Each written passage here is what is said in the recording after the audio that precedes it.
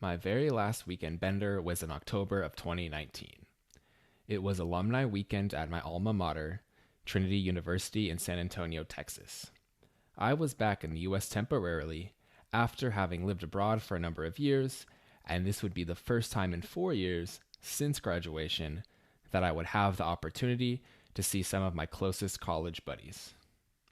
Although we would be meeting up on a somber note, given a personal tragedy that had affected one of us just a month prior, we knew that once in each other's presence again, we were going to have a blast. And we were going to turn up.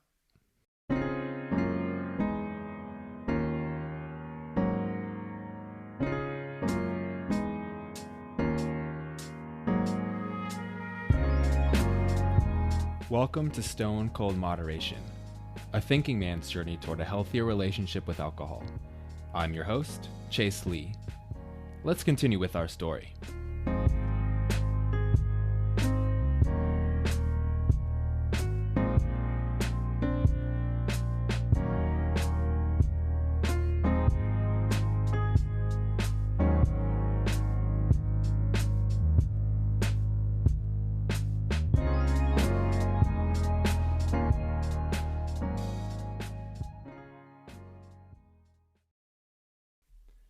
I had been looking forward to the weekend for weeks. Since I was momentarily living at home with my parents in California. What, parents? What? Excuse me. And I didn't have much of a social life at the time. The anticipation was massive. I was so excited about partying again at the old stomping grounds, just like old times. Crushing brews, pounding chests, and asserting dominance. But more than anything, I was just looking forward to being with my friends again. I had missed them for years. Since I hadn't drank much since returning home, I knew that I'd need to be careful because my tolerance was down. I knew that upon arriving in San Antonio, I would need to stock up on waters and Gatorades to prepare for the brutal hangovers that awaited me. Because I was a responsible binge drinker. Remember? The night before the flight to Texas, I couldn't sleep. I was too excited. And when I woke up at 3 a.m. that Thursday morning to catch a 6 a.m. flight from San Francisco, I was wide awake and ready to get after it. I arrived in San Antonio at around 1 p.m. local time after a comfortable but sleepless flight. Normally I sleep great on planes, but this time I was too excited. I grabbed an Uber from the airport and was immediately overcome by nostalgia as I headed to campus. Just for the record, I love Texas. Texas forever. Upon arriving at Trinity, I immediately met up with my buddy Aaron and his girlfriend, and after a brief campus tour and a trip down memory lane, we headed to one of our favorite local spots, where I took the liberty of ordering my first margarita of the weekend. And so it began.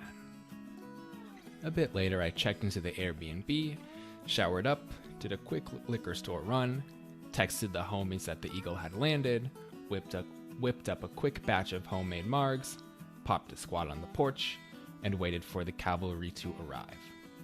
Before I knew it, the boys pulled up, and it was bear hugs all around. You can imagine what took place after that. We quickly dialed it back to the year 2013, and we let it rip. As additional members of the old squad trickled in, ungodly quantities of Bud Light, Keystone, Lone Star, Shiner, mixed drinks, Fireball rips, and tequila shots were obliterated. Oops, I forgot about the White Claws, yes? We drank a lot of White Claws as well, obviously. And my 3-day bender was well underway. 72 hours straight. I had done it before, I could do it again. Just like old times. No problem. And before you could say Jose Cuervo, the whole weekend had turned into a giant Airbnb party. People who I hadn't even invited started popping out of the woodwork, and by Saturday afternoon, current Trinity students, undergrads, were partying in our front yard. Apparently I still got it. Winky face. And I was in heaven, holding court, just like old times. I have a somewhat lucid memory of the party chanting my name while I was in the kitchen, to which I responded by ripping off my shirt and promptly performing a 30-second keg stand. Just like old times. I know. Aren't I awesome? If you don't know what a keg stand is, please do a Google image search or simply follow Total Frat Move on Instagram. But, as one does on a 3-day bender, soon after that, I blacked out again, as I had done on and off the entire weekend. Just like old times. And before I knew it, it was Sunday morning, and I had a flight home in 3 hours. The weekend had absolutely evaporated into thin air. After packing my bags and cleaning up the house, I said a somber goodbye to my best friends, told them we'd make plans to reunite soon, and I got a ride to the airport. I boarded my flight on time and proceeded to pass the fuck out until arriving back in San Francisco later that afternoon. While walking through the terminal to get the train back home, it hit me. I couldn't remember shit from the weekend. Thursday was a blur. Friday was a blur. And Saturday was less than a blur. It was a finger snap. They say that fun makes time fly. But I think what they meant to say is that binge drinking to the point of a 72-hour blackout makes time fly. And that was it. This weekend that I had looked forward to for so long, one of the last times ever that this group of people might be together, it was all over, like a flash. And I was overcome by sadness. It was as if the weekend had never even happened. I knew I'd had fun. I knew I'd seen a lot of my old friends. But if I couldn't remember a damn thing, what was the fucking point? I felt cheated. I had cheated myself. I couldn't have imagined doing that weekend sober, but clearly, drinking myself to oblivion wasn't the way to go, even though that's what I had always done during college. I felt empty. I already missed my friends.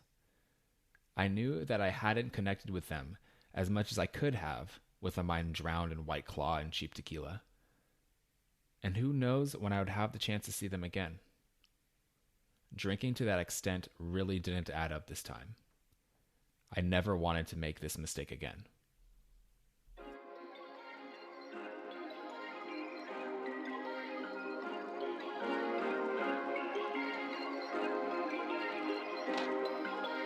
Perfect.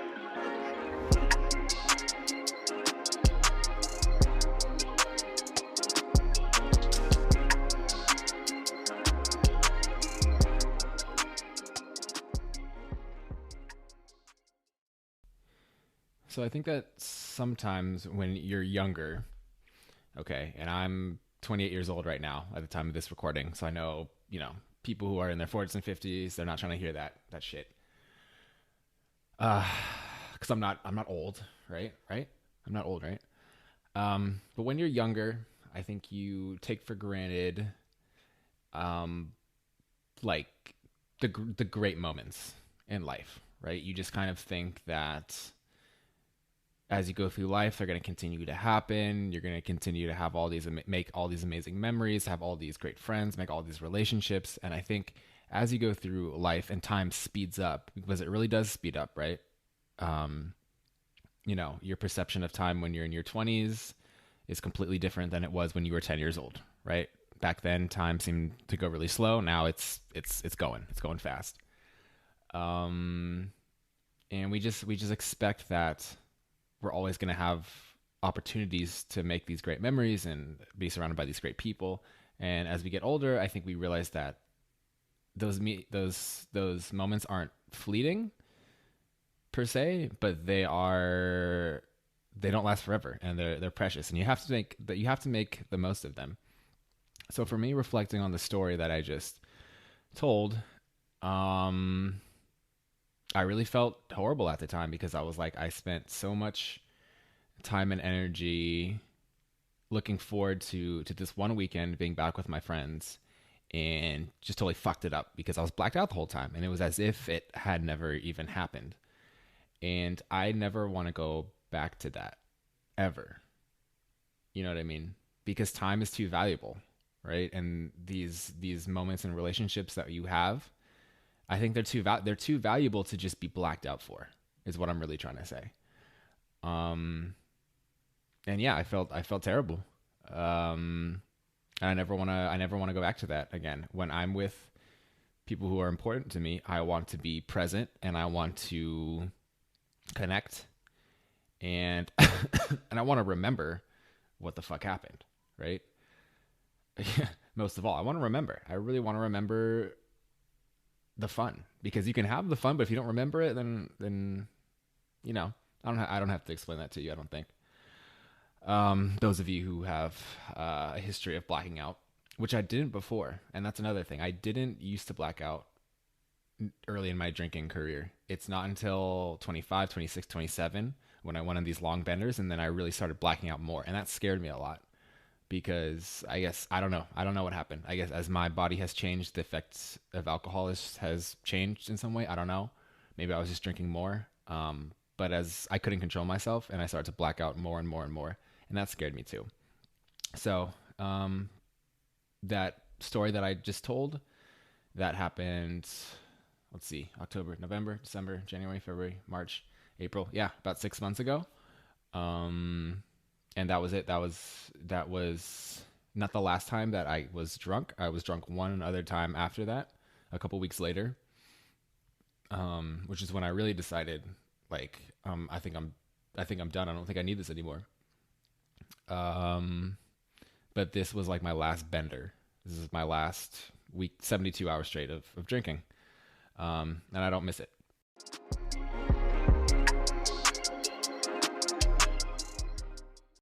So when guys hang, when you get with your buddies, especially if you're a guy and if you're a girl, but especially if you're a guy, we like to have a few beers, right?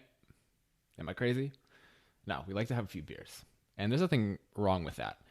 But I think that the way in which alcohol is marketed to men, especially, makes it so that when we get together, like beers, like alcohol is immediately coming out. Immediately, right? It's just like we say hello, what's up, hug, handshake, whatever. Immediately, do you want a beer? It's literally that. And I don't know if it's the same way when women hang out with each other. Please correct me if I'm wrong. But I think the way that alcohol is marketed to us, we see it as a joint activity that guys do together to bond. Like the alcohol is kind of like the agent which creates those bonds with us, right? So it's just kind of, yeah, it's kind of like an automatic reaction to when we see each other in a lot of ways. And think about all of the images that we see of this. I mean, think of first of all, think of like beer commercials. Guys are watching the game, beers are coming out. Guys are, I don't know what the fuck happens in beer commercials. They're cutting down a tree, drinking a beer after, right? It's just like the alcohol is sort of this inherent part of the social interaction. And another example, like I was obsessed back in the day with Mad Men. And when I mean obsessed, I mean obsessed. Like sophomore year in college, and I actually went through this like Don Draper phase where I started like wearing really really nice clothes for no reason, and I started like buying like expensive like whiskey, and I bought like these like nice whiskey glasses like in my like sophomore year dorm room like an idiot.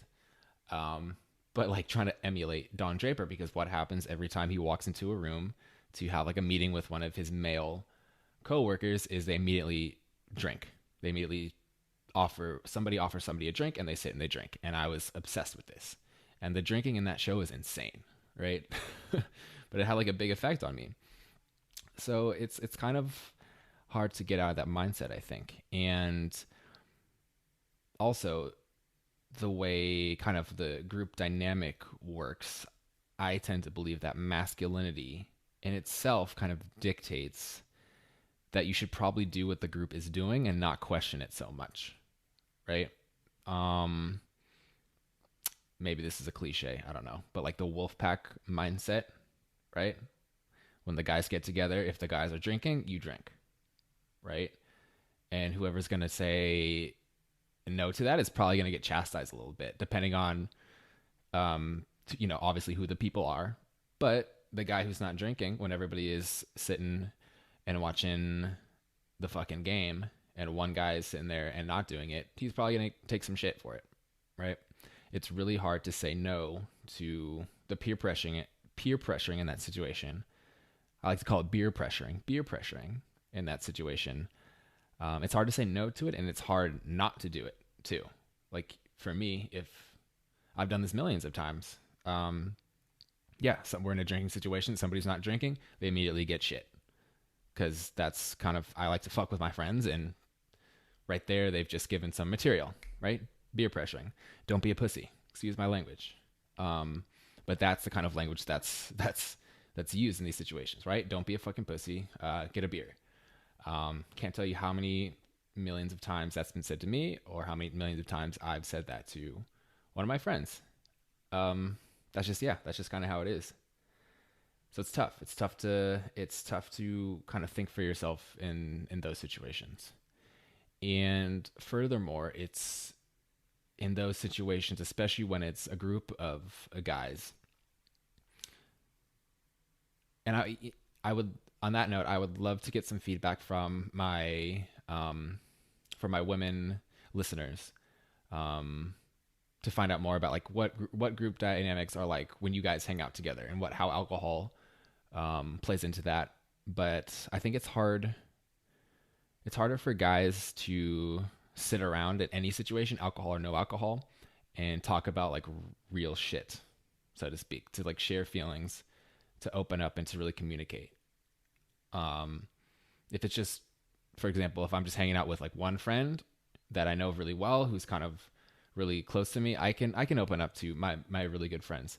But still, if you get like two, three, or four of us together, it becomes a lot more less comfortable to share those things when it's a group. I don't know why that is. Again, maybe it's like, wolf pack mentality. I have no fucking clue. But from my women listeners, I don't know. Is it the same with you guys? Do you guys struggle in group situations to communicate sometimes? Does the alcohol immediately come out? I'd really like to get some feedback on that. So hit me up on social media. You can find me on stonecoldmoderation.com to find out more ways to contact me.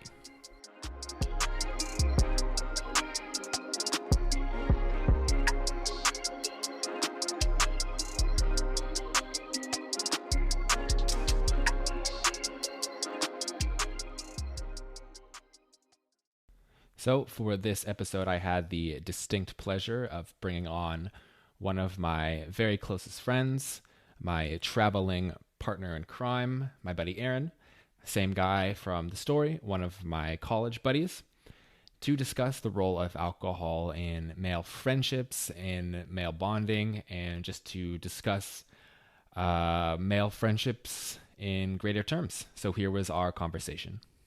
Excited to have Aaron Skinner, my good buddy, my traveling partner in crime, on the show today. Skinner, how we doing? Good. Thanks for having me. I'm excited to be here. Awesome. Yes, thank you for being here, and staying up at 1 a.m. where you are to share with us today. Very much appreciated. Yeah, you need to learn what a time zone is whenever you finish your podcast.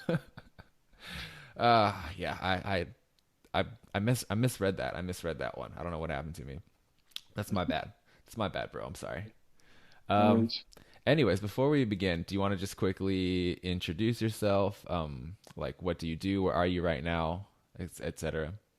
Sure. Yeah. I'm an ornithologist, which means that I study birds, and I'm particularly interested in conservation, biology of any wildlife, but particularly birds. And I'm doing a master's program at Ohio State University, and I'm finishing up my second year there. And yeah, right now I'm in Peru, trapped, trapped overseas, but having a good time. Nice.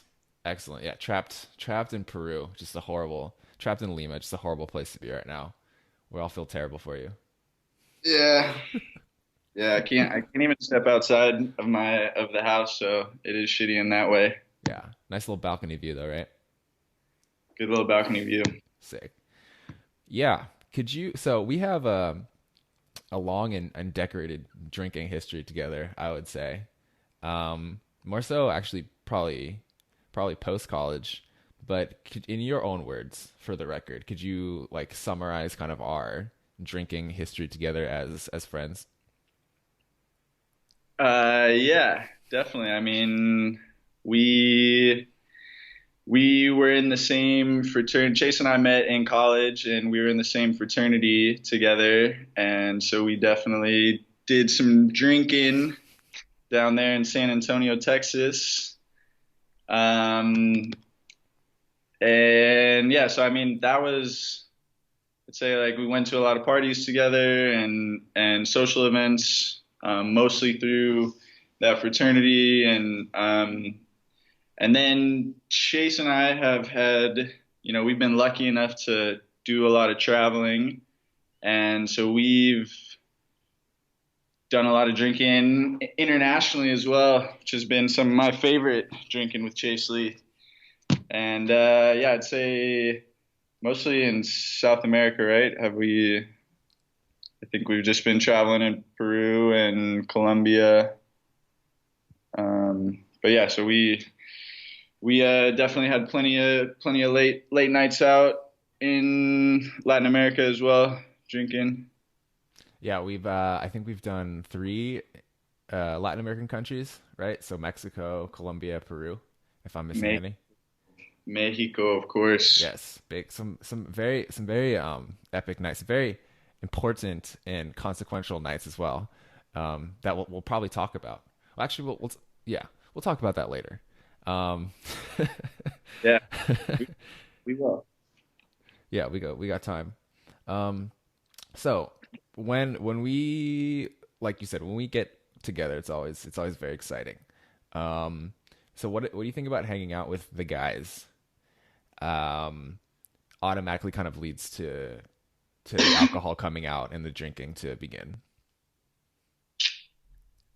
Yeah, I mean, so I think that that's particularly true in our friend group. Um, and I think the main reason behind that is because that's how we met each other. That's how we hung out in college. Like it was all revolved around alcohol, I think. And I know for me personally, I was like super busy with tennis and schoolwork and stuff, so I didn't really go to much other than like drinking events.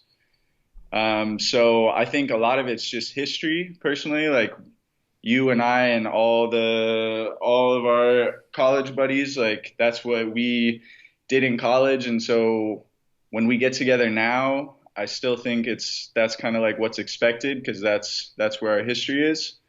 But I think that's a pretty common story in America as well, and all over the world. But yeah, I think there are plenty of other friend groups that they're like, guys get together and it doesn't necessarily revolve around alcohol. It could be, some common sport that they all play, or, they're all musicians and they get together and play music, or, maybe they all get together and smoke weed. But I think for us, it's alcohol, and that's, yeah, that's my opinion on it. When you found out that I was gonna make some changes, what did you think? Were you surprised? Were you shocked? Did you kind of see it coming? I definitely didn't see it. Like the thought had never crossed my mind, but then once it happened, I was like, yeah, I can see it.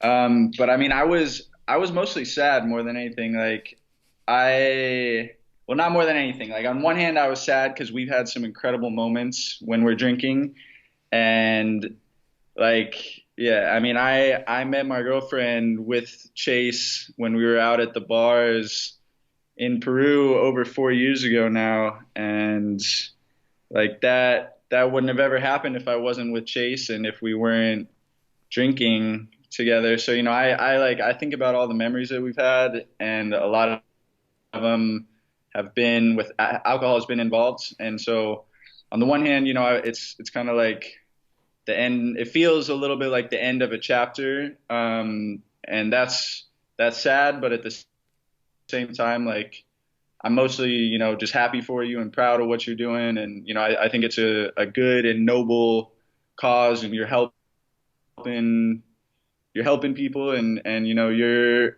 the fact. I mean, the fact that you've made this change, it was probably something that you thought was necessary for you in your life, and so I'm just I'm happy that you're moving forward and figuring out a way to lead your best life. You'll see though, the next time we hang out, we're still going to turn up. It's just going to be a little different. I'm just not going to be blacked out at the end of the night. So don't worry. Yeah. I got you. I still got And it. you'll probably just think I'm super annoying. I mean, probably not. Probably not. Like I have a lot of tolerance for a lot of extracurricular eccentric behavior. So don't worry. I'll be fine. Yeah.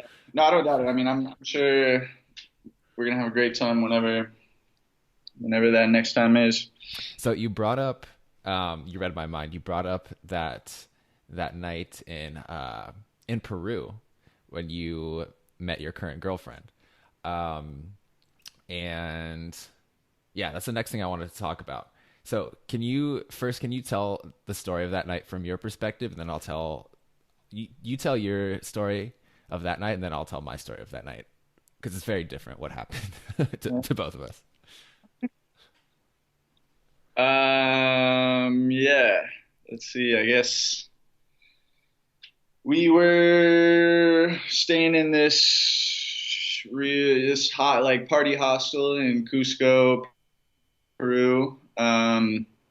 We were gearing up for our big Machu Picchu trip, which was pretty sweet. Definitely. I mean, probably the highlight of my 10-month trip around the world. But anyways, yeah, we were in this hostel and they had a bar there, and so we had gotten some pisco, which is the local brew, and I think maybe some Inca Cola, which is like bright yellow cancer in a bottle. And we were making mixed drinks, and we just doing our usual thing. I mean, did some pre-gaming and then went out to the bar and saw two beautiful young women, and we went up and started talking to them, and yeah, one of those ladies was the woman that I'm with today. Over 4 years later, I don't know what Chase said as a wingman, but something worked. Oh yeah. But yeah, I mean, I don't remember that. Like, I just remember like it was just another drunk night, like beer pong. I remember getting up on the bar and dancing a little bit. I remember like talking to this woman. I remember being an idiot with Chase, and I don't know. I don't remember too much of the actual like night itself. Yeah, yeah, it was a big night, to Right. say the least. Yeah, so yes, it basically went down like that. How I remember it, like while all this was happening, while you were like bonding with your now girlfriend. So I, as you remember well, got really really drunk. Was I don't think I got up on the bar, but I was holding court on the dance floor as I do. Um, but I got so drunk to the point where, as you remember, I had to go to bed, right, pretty early. Yeah. And then I woke up in the morning. Well, no. During the course of the night, something happened, and I woke up in the morning, and it was really bad. Do you remember? Do you remember that? Do you remember what I did? Um, Bomb. Yes. I remember a different moment when you bombed from the top bunk, That but no, but that was that night. that was that same That was night. that same night. Yeah. Yes. Good. So basically, I what I did is You. I during the course of the night, and I actually vaguely remember this. It was like I was in one of those like drunken like dream states, but I kind of remember like basically leaning over the side of the bunk and just absolutely just vomiting onto the floor. I was on the top bunk, Yeah, you right? were. Vomited onto the floor, and I actually vomited onto the bed of the dude who was underneath, right? And Savage. yeah, and I remember this guy really well. He was so nice. He was such a sweet guy. His name was like Steven or something, and he was from Alaska, right? And he was like, "Do you remember that guy?" Not.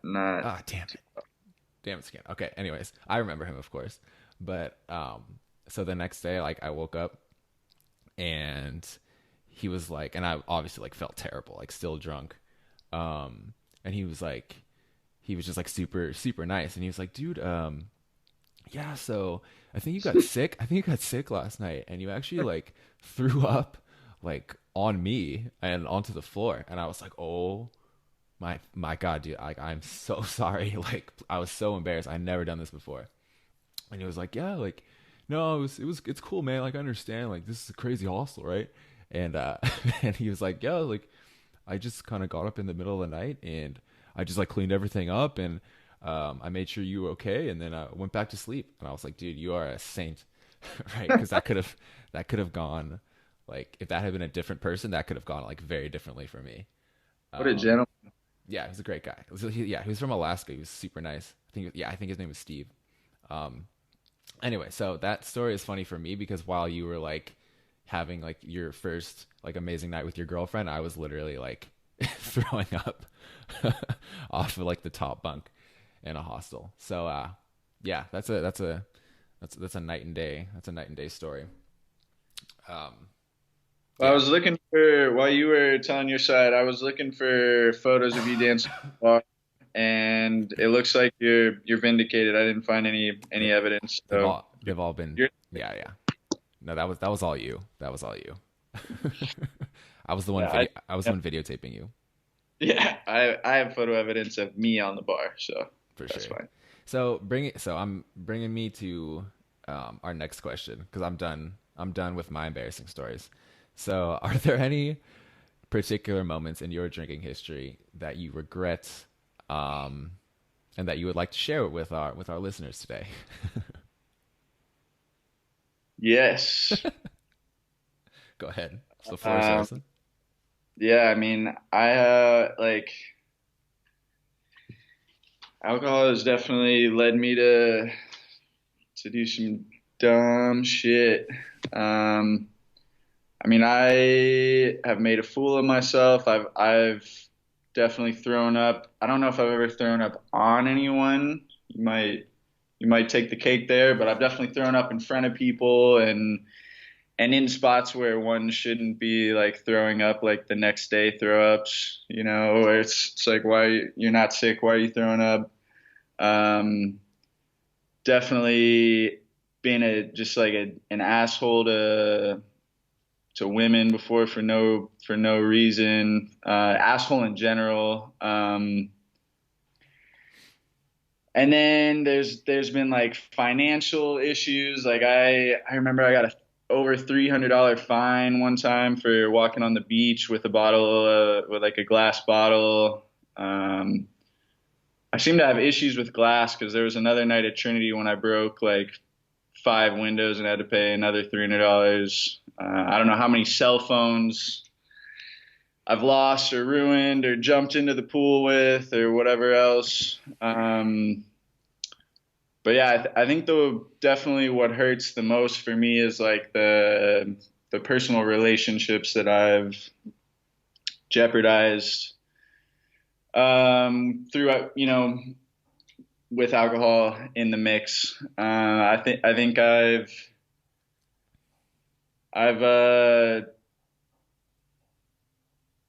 yeah, I've definitely been a dick to my own girlfriend plenty of times, drinking. I think yeah, I've hooked up with one of my good friends' ex-girlfriends, which obviously bro code says that's a no-go. And the worst to me is just like waking up the next day and not really remembering. the disaster that you might have caused. Like for me, I always get this just shitty feeling where I know I like did stupid shit the night before, but I don't actually remember exactly what I did, and I have to like, make some phone calls, send some text, and it's a terrible feeling. Like I hate that part of I hate that that's been like a theme for me over my whole drinking tenure. Was there ever a time where you did in fact get a really bad hangover that left you like mentally or physically in a bad place? Yeah, yeah, I've definitely had, especially when I first started drinking, I don't know what it was. Like I remember one time throwing up on the tennis court in front of my whole family and just like, What? yeah, yeah, like up on in a family vacation and like playing tennis with my cousins and my uncle, and they're all trash at tennis, so I was still like I was it wasn't like an important match or anything, but I just remember like going over to the side and throwing up through the fence at one point, and I hadn't like told no one, I was under 18, no one knew that I should have been, no one knew, I mean everyone knew that I was drinking, but I shouldn't have been drinking, and so like that was the moment when everyone was like, all right, Aaron, gigs up, like we caught you, buddy, you're not pulling this off anymore.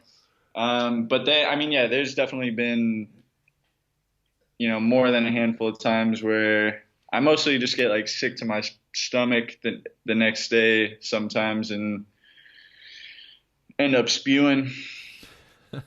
Yeah, I can attest to the fact that I have ended up spewing on a number of occasions, as we well know. What what was your excuse me? How did you observe alcohol's effect on me back in the drinking days when you saw up close my terrible hangovers, and all that stuff? I mean, let me start by saying I love me some Drunk Lee. Um, as I've already said, we've had lots of good times. You always bring the energy, and you're always looking for a good time. But hungover Lee, that's another story. Um, but it's funny in undergrad, honestly, I didn't even realize that you had such like horrendous hangover. Like everyone would go to maybe and which was the dining hall at our university, and everyone would be talking about how hungover they were and blah blah blah. And so that might be the extent of where I'd see you the day after a big night out drinking. Um, but it wasn't really until we started traveling together that I'd realize like sometimes you'd miss out on, we'd be in these like epic places, Peru or wherever, and I'd go out and like see some cool ruin or do whatever we had planned on doing, and you'd be blackout shades up, Netflix on, Gatorade out, and I'd come home at like 6 p.m. and morale would just be low. I almost missed out on Machu Picchu because if you recall, I decided to get absolutely hammered and drink a whole bottle of Pisco by myself before waking up at like 4 a.m. to like hike up to Machu Picchu, and I didn't want to go. I remember waking up and be like, I'm staying. Um, Terrible, terrible stuff. Yeah, Yeah, I'm sure that was silly. yeah. Wrapping things up here. Final question for you.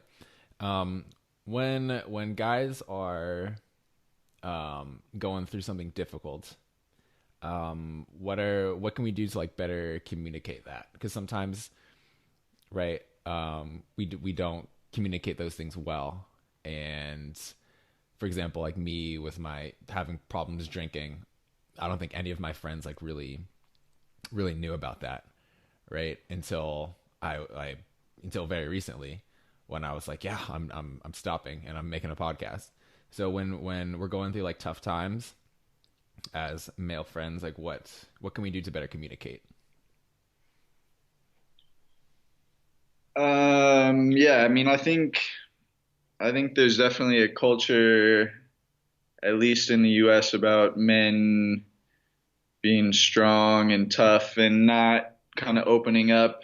Um, but I think that's bullshit because, men go through just as much hard stuff in their life as women in general, and but yeah, men don't tend to share it as much. But I think part of it is kind of the culture. Like I remember some of those Saturdays after a Thursday and a Friday of drinking in Colombia when 5 p.m. would roll around and I'd hand you a beer and you'd be like, no, no, no chance. And I would just be like, ah, dude, pansy. What do you like, pansy? And I think that's one thing that's bad. Like, at least in American culture, we tend to, rip on our friends a lot if they're doing something that, isn't however we think it should be. But if you call your friend a pansy for not drinking a beer when they're hungover as shit and they don't want to, like that's not really fostering a good space for them to open up about, you know, whatever problems they might have or whatever, especially related to alcohol.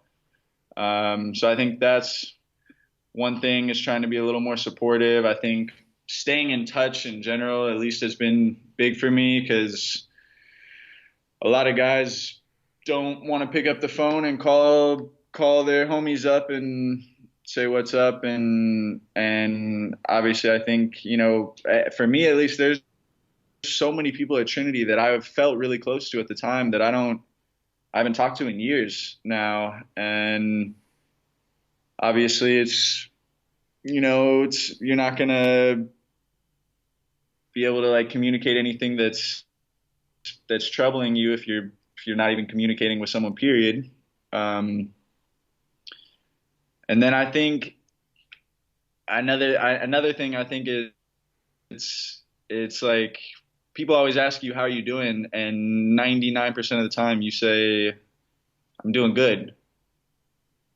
And I think it also takes some courage, and it's almost like a habit. Like it's an automatic response to just say I'm doing good or I'm doing well, I guess. But I think, if you, at least with the people that you feel comfortable with and the people that you really consider your close friends, to just say, I'm not doing good.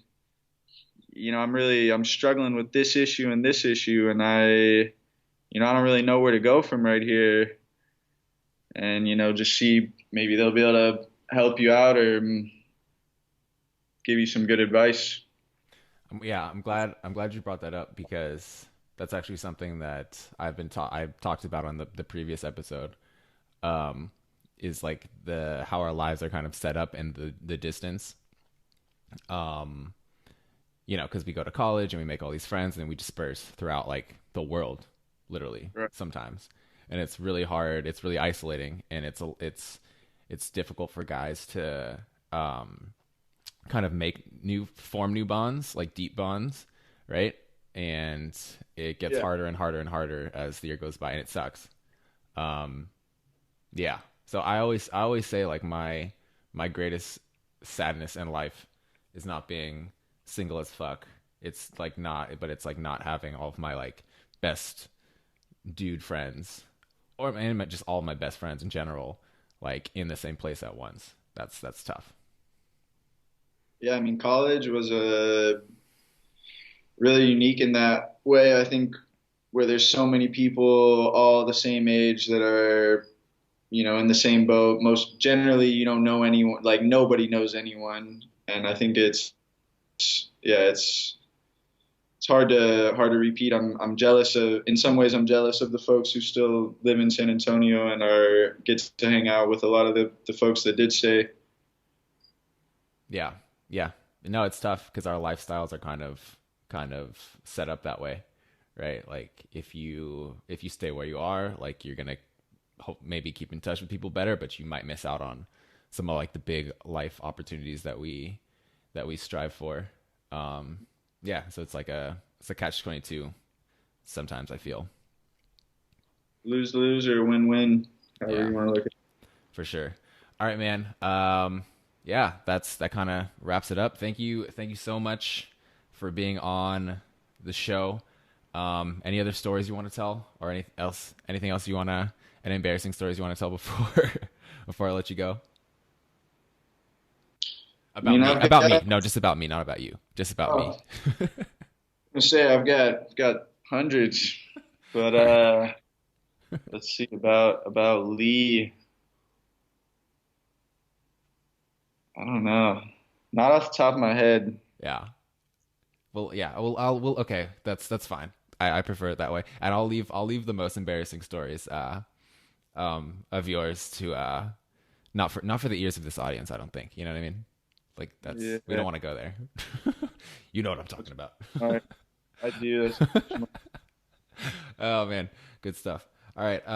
Yeah. Thank you so much for coming on. Awesome interview. Please stay on the line so we can chat. But thanks again, man. Definitely, yeah. It was my pleasure. Thanks for having me, and I'm impressed with everything you're doing. It's cool. It's really cool what you're doing.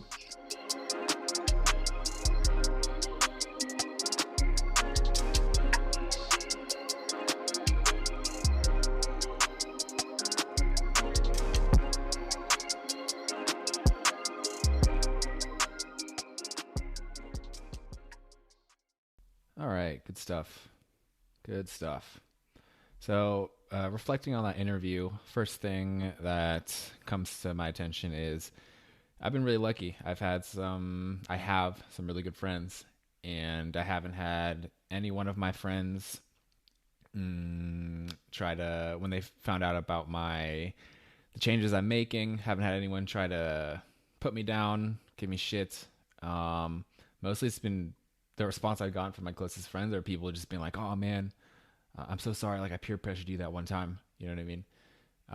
Like I said, like I've been on the receiving end of that, and I've given out as much as I've received. So yeah, just some gratitude about the fact that I've had some really good friends. As Aaron was talking about, and I think he made a really good point about the peer pressuring, or the beer pressuring, as I like to say, how it doesn't really foster a very communicative environment for guys when we are together and hanging out, and the alcohol is brought out, and somebody says no, and then is immediately called a bitch or a pussy using this sort of language. That doesn't really create an environment where that person, or anybody for that matter in the group, is going to then come out and say, "Oh, share something. Oh, I'm not feeling very good today because whatever." To say anything personal, because that's not a safe environment anymore. And I totally agree with that. I never really realized that, and that's kind of the condition that most that's kind of the kind of the standard, and the status quo, I guess, of most of the atmosphere of most guy relationships, if you understand what I'm trying to say, guy friendships. But I totally agree with him on that one. And then again, we kind of, at the end of the conversation, we started talking about how, because of our the ways our lives are constructed, and we're moving around, we're moving from city to city, job to job. It's hard to keep in touch. It's hard to keep those bonds alive, and it's really difficult. And it's really not something that's ever talked about. But it's not even something that's really people are even aware of. I'm sure a lot of guys don't even think about this, right? Of course, a lot of people out there probably think about, oh yeah, like I miss my bros, I miss my guys. But I guess considering how much of a negative impact and how it has on their lives, and how difficult it is to kind of get through this isolation, it's something I would like to bring attention to, for sure. So also, as we transition here, my buddy Aaron, uh, after his interview ended, he wanted to add something. So he sent me a 2 minute little clip because he wanted to answer the question of moderation a little and what that means to him, a little with a little bit more clarity and specificity. So here is his clip. So most of my alcohol-related problems hit me when I'm blacked out or near blacked out. And so I think my alcohol-related goal is to try to not black out. Shouldn't be that hard, right? Um, and I think it's gotten a lot better over time. I definitely remember a span in college when it was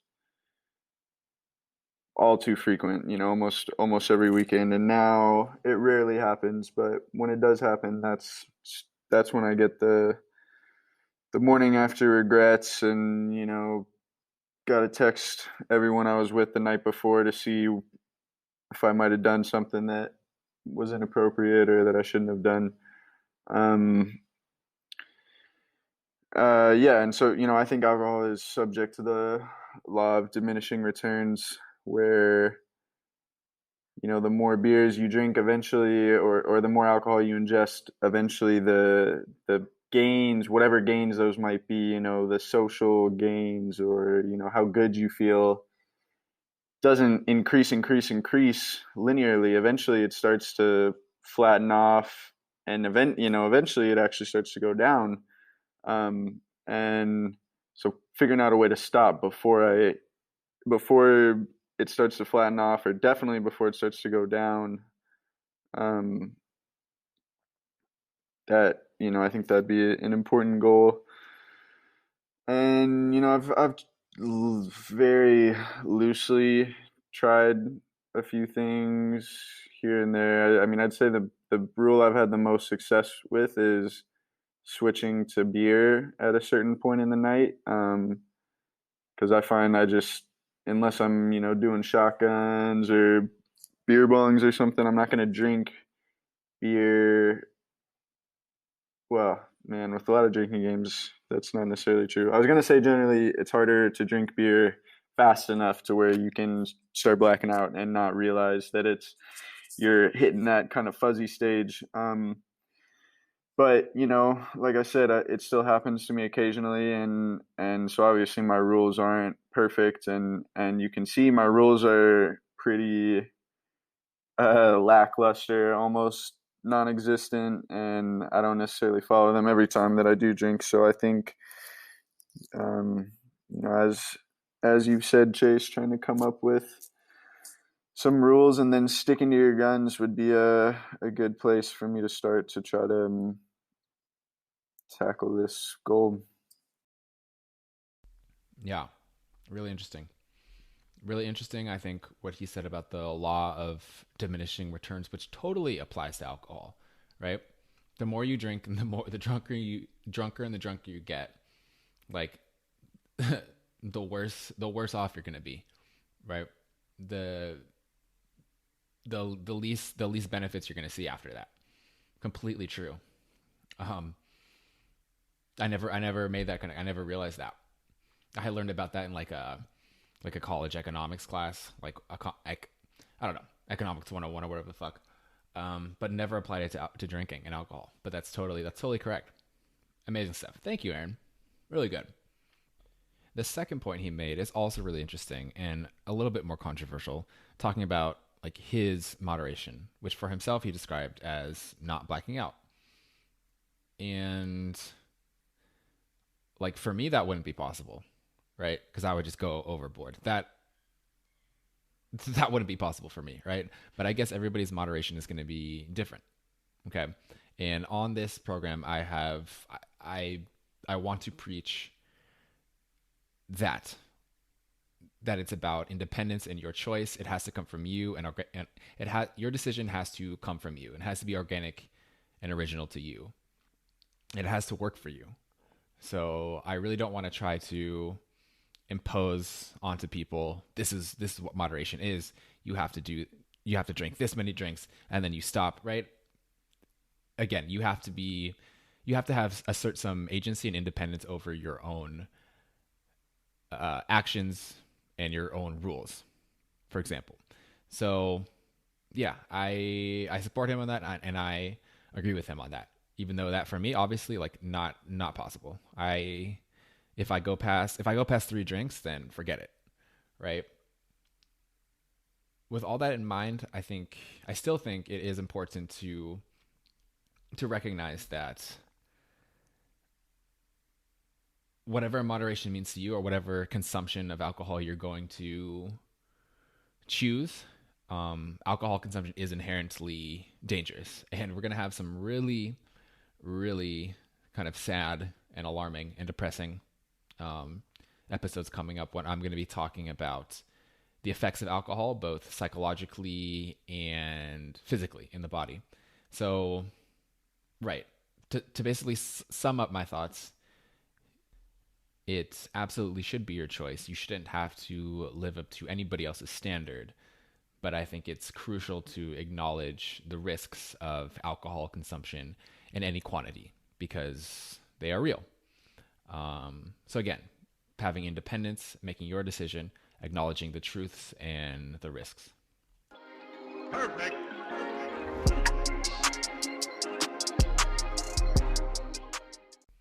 Okay, so wrapping things up here, some conclusions that I've started to make about this issue.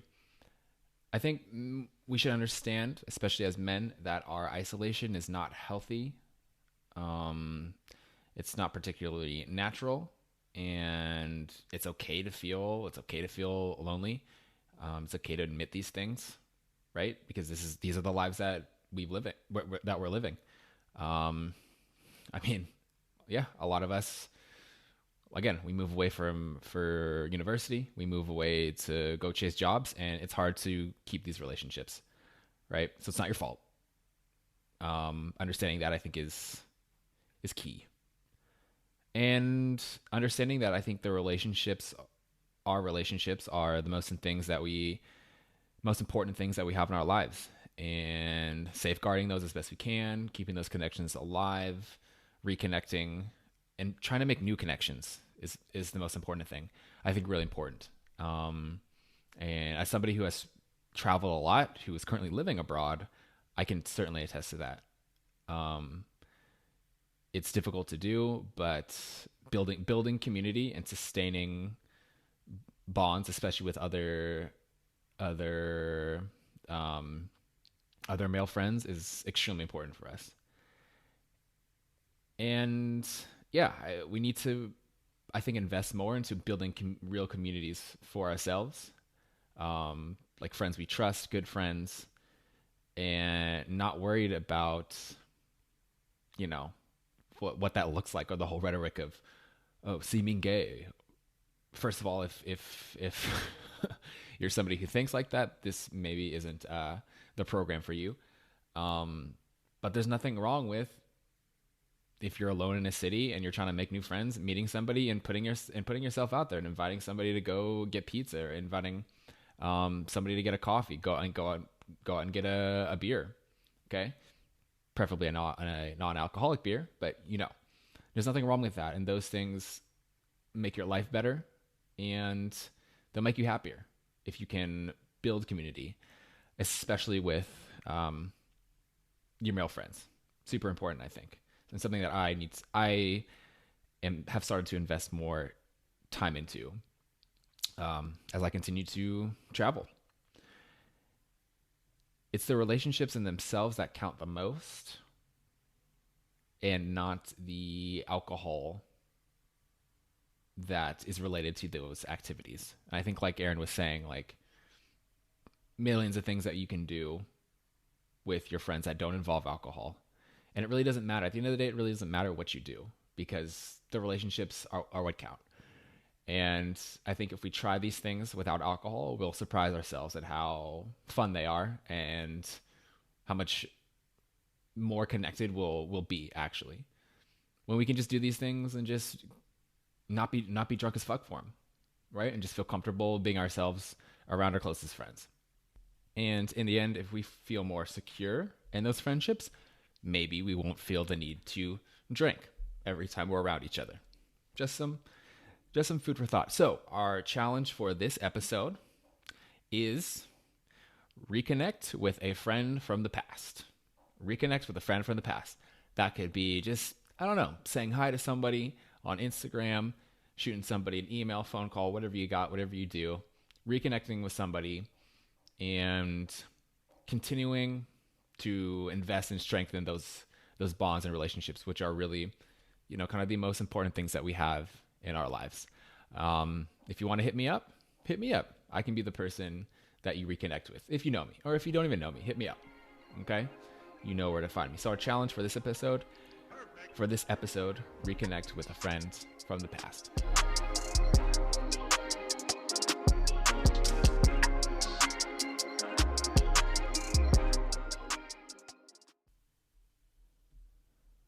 American author Ali Condi once said, "Growing apart doesn't change the fact that for a long time we grew side by side. Our roots will always be tangled." I'm glad for that.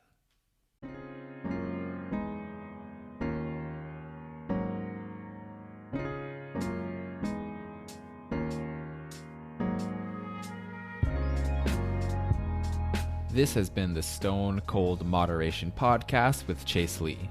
Thanks for listening. Make sure to check out the complete show notes of this episode on stonecoldmoderation.com, where you can learn more about us.